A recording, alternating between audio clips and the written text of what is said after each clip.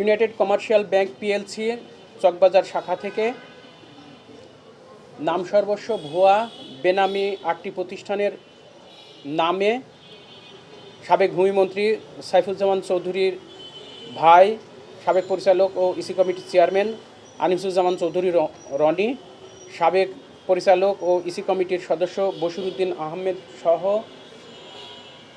তাদের একটি সিন্ডিকেট পরস্পর যোগ সাজশে নাম সর্বস্ব 8টি কোম্পানির নামে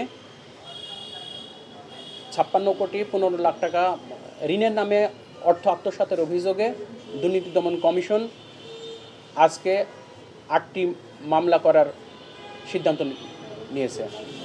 সাধারণ বলতে কাদের এনআইটি বা কি ব্যবহার করছে? যেটা হয়েছে যাদের নামে কোম্পানি করা হয়েছে, প্রতিষ্ঠান খোলা হয়েছে, অনেকে একেবারেই সাধারণ কেউ জানে না নিজের নামে যে নাম সর্বস্ব কোম্পানি করা হয়েছে, তারা এমনকি এমন লোক আছে যে তারা জানেই না তাদের নামে ঋণ গ্রহণ করা হয়েছে। এটা মূলত আসলে সাইফুজ্জামান চৌধুরীর ভাই আনিসুজ্জামান এবং তার আরেক ভাই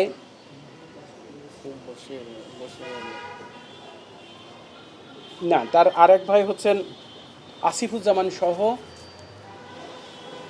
তারা মূলত এই উক্ত টাকা ঋণের নামে পুরোটাই আত্মসাৎ করেছেন। আসামি কারা হলো? আসামি 8টি মামলায় আসামি অনেকগুলোই কমন আছেন, যেমন আনিসুজ্জামান, সাইফুজ্জামান, বশির আহমেদ, এরা কমন আসামি। সব মামলায় কোনো মামলায় 14 জন আসামি, কোনো মামলায় 15 জন আসামি, এভাবে মোট 8টা মামলার অনুমোদন দিয়েছেন কমিশন। প্রতিষ্ঠান ইউসিবিএল পিএলসি মূলত ব্যাংক, তাদের পারিবারিক ব্যাংক, এ ধরনেরই আসলে বিষয় অভিযোগ। সবই ইউসিবিএল এর টাকা। ভূমিমন্ত্রী এই মামলায়, এই 8টি মামলায় আসামি নাই। তার 2 ভাই এবং তার এক বোনও আছেন আসামি।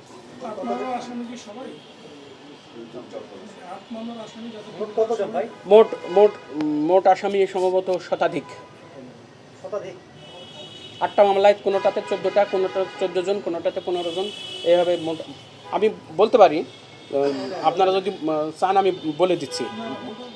ইউসিবিএল শাখার গ্রাহক এশিয়া এন্টারপ্রাইজের নামে 8 কোটি টাকা আত্মসাতের অভিযোগে 14 জনের বিরুদ্ধে মামলা হয়েছে।